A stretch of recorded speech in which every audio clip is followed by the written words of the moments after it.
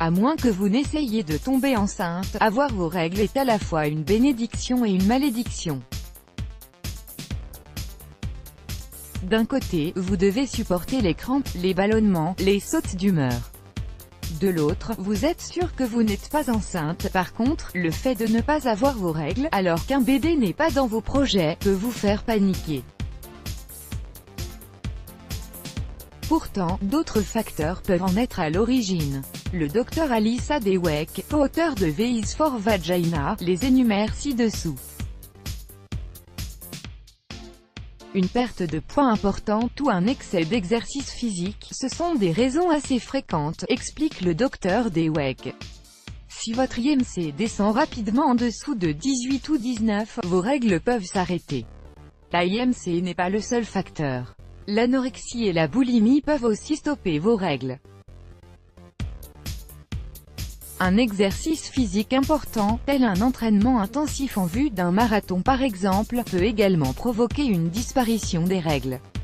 Comme l'explique le Dr Dweck, c'est le moyen qu'a la nature de vous empêcher de tomber enceinte quand votre corps subit un stress extrême. Votre corps empêche l'ovulation, si bien que vous avez un taux d'œstrogène faible, par conséquent, vous n'avez pas vos règles. Le stress, un événement effrayant survenu dans votre vie, peut provoquer une aménorrhée hypothalamique. C'est dans cette partie particulière du cerveau, l'hypothalamus, que se trouvent plusieurs hormones qui régulent vos règles, explique le Dr Dweck. Cette zone est très sensible au stress. Donc, si vous devez gérer un grand chamboulement, un décès familial, une rupture amoureuse ou tout autre événement qui vous affecte, cela peut provoquer une aménorrhée. Un dérèglement de la thyroïde. La glande thyroïde, située dans le cou, régule notre métabolisme.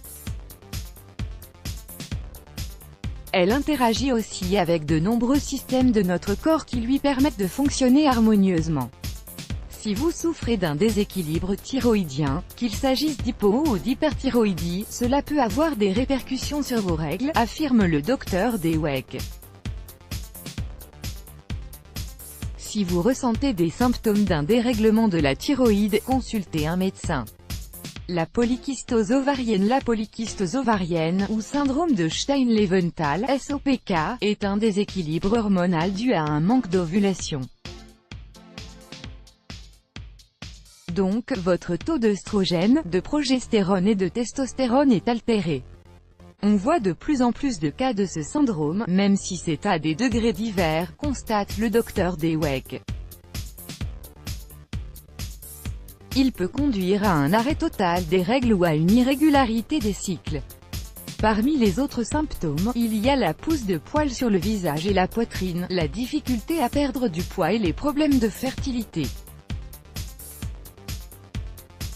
La maladie cœliaque. La maladie cœliaque est très présente dans les esprits aujourd'hui, déclare le Dr Dweck, évoquant cette maladie qui se caractérise par une intolérance au gluten.